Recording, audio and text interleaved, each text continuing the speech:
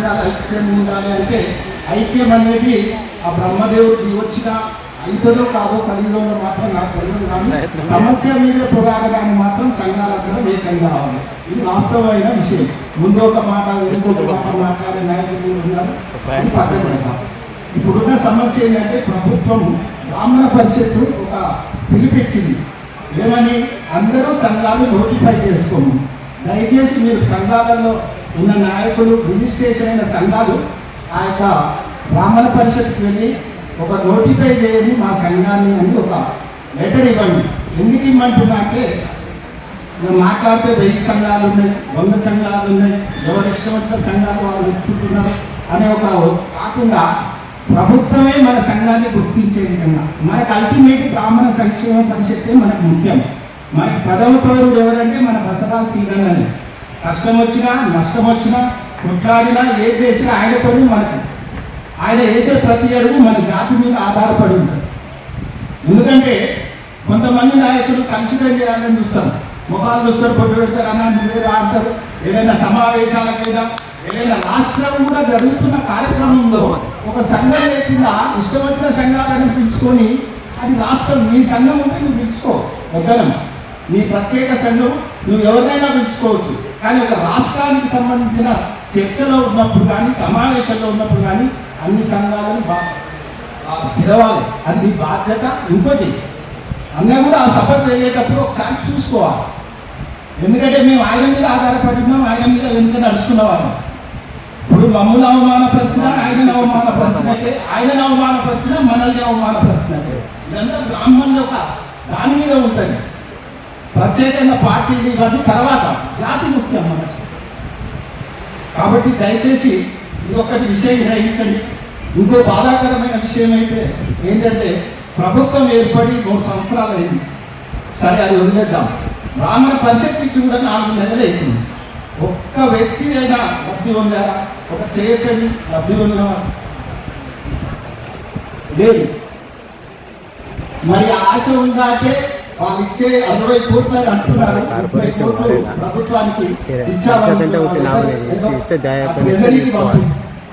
కోట్లు వస్తాయి. అన్న చాలా ప్రయత్నం చేస్తుంది. నేను కూడా చాలు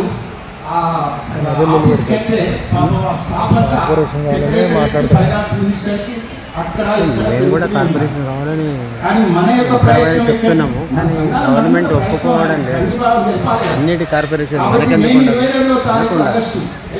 ప్రెస్ క్లబ్ లో ప్రభుత్వం మీద, అది ఏ ప్రభుత్వం నాకు సంబంధం లేదు, ప్రభుత్వం మీద మాకు డబ్బులు, మాకు బడ్జెట్ ఎప్పుడు కేటాయిస్తారు, మా సభ్యులను ఎప్పుడు ఇస్తారు. గత 2.5 సంవత్సరాల నుంచి అరుస్తుంటే మొన్న పరిషత్ వేసింది. మా దేశాయన ఎక్కడున్నారు? దేశాయన తెలుసు. నేను దేశాయన కార్పొరేషన్ కావాలని ప్రతి సభలో చెప్తున్నాను, సంఘీభావం తెలుపుకున్నాను. సరే అది వాళ్ళ సంఘాల అభిప్రాయం, వాళ్ళ పరిషత్తే కావాలనుకున్నారు. సరే అది ప్రభుత్వ నిర్ణయం. ప్రభుత్వం ఏం చేసినా కట్టుబడి ఉండాలి. ఎందుకంటే 5 సంవత్సరాలు మనమే ఓటు వేసినాం కాబట్టి అది భరించాలి. కానీ మన హక్కులు ఎక్కడ పోయినాయి, మన డబ్బులు ఎక్కడ పోయినాయి? మరి ఇవన్నీ ఎవరు ప్రశ్నించాలి? ఎందుకంటే అన్న పాలకపక్షంలో ఉన్నారు కాబట్టి ఆయన అడిగేకి ఒక హద్దు ఉంటుంది. మనకేం హద్దులు ఉండవు. మనం బాధాప్తా అడగవచ్చు, రోడ్డు మీదకి వచ్చి అన్యాయం జరుగుతుంది బ్రాహ్మణ సమాజానికి, మనకు డబ్బులు లేవు. ఇంతవరకు ఎవరు ఒక ఫలితాన్ని పొందిన వాళ్ళు ఇంకా సంవత్సరం నరేమో ఉంది. ఆ పాత వాళ్ళకి ఎప్పుడు ఇవ్వాలి? వీళ్ళంతా ఎదురు చూస్తున్న కొత్త వాళ్ళకి ఎప్పుడు రావాలి? ఇది నా ప్రశ్న. అలా దయచేసి అన్నేలా భావించకండి. మేమేం వ్యతిరేకం కాదు, ప్రభుత్వానికి వ్యతిరేకం కాదు.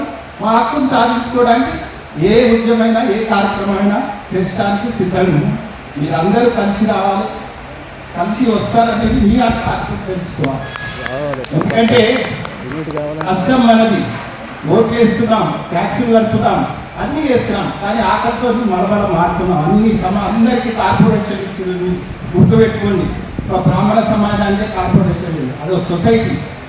ఆ సొసైటీ గురించి గత ప్రభుత్వంలో మాట్లాడడం, ఇప్పుడు కూడా మాట్లాడుతున్నాం. అన్న కార్యక్రమాలు అద్భుతం, సేవా కార్యక్రమాలు, డబ్బున్నోళ్ళు, సహాయపడేటోళ్ళు, అవి చారిటీ కార్యక్రమాలు. కానీ మనకు ప్రభుత్వం నుంచి వచ్చే హక్కులను సాధించుకోలేకపోతుంటే ఎన్ని సంఘాలున్నా వ్యర్థమే, ఎంతమంది నాయకులున్నా వ్యర్థం. అదే నార్త్లో చూడండి, గడగడలాడిస్తారు బ్రాహ్మణ సమాజం. కొద్దిగా సంఘంలో బాగా పనిచేస్తారు. నేను చెప్తున్నాను, మనకి ఏం కావాలో మనం అడగకపోతే మాత్రం ప్రభుత్వం దగ్గర గుర్తు పెట్టుకోండి, పోరాడాలి, సాధించుకోవాలి. అమ్మ మహిళా మనులు మీరు భోజనం పెట్టేటప్పుడు అడగండి, ఏం సాధిస్తున్నాం, సంఘాల ఓపులో ఏం సాధిస్తున్నాం. అలా వ్యతిరేకం కాదు, ఎందుకంటే ఇది ఆవేశం, ఆవేదన, ఆకలి మంట. బ్రాహ్మణులకు మనం సాధించుకునేది చాలా ఉన్నాయి, కానీ సాధించుకోలేకపోవడానికి కారణం ఎవరు అనేది మీరు అంతరాత్మ ప్రశ్నించుకోండి. ఎవరితో కలిసి పనిచేస్తారో మీ ఇష్టం, ఏ సంఘంతోనైనా పనిచేయండి, కానీ మన పిల్లల భవిష్యత్తు గురించి మాత్రం మనం అన్ని సాధించుకోవాలనేది ఈ ప్రయత్నంగా మీ అందరికీ సమావేశంలో చెప్పుకుంటూ 22వ తారీఖు నాడు NSS క్లబ్లో ఉన్న ప్రెస్ మీట్ ఉన్నదమ్మా. నేను ఆ రోజు కూడా వెళ్తాను. రండి, మనం ప్రభుత్వానికి తెలిసే విధంగా మన హక్కులు సాధించుకున్నామని సభాముఖంగా అందరినీ ప్రార్థిస్తూ విన్నవిస్తూ జై బ్రాహ్మణ్, జై బ్రాహ్మణ్, జై పరశురామ్, జై పరశురామ్. కనీసం 4 రోజులు వినవడానికి ధన్యవాదాలు. జై మహాదేవ్.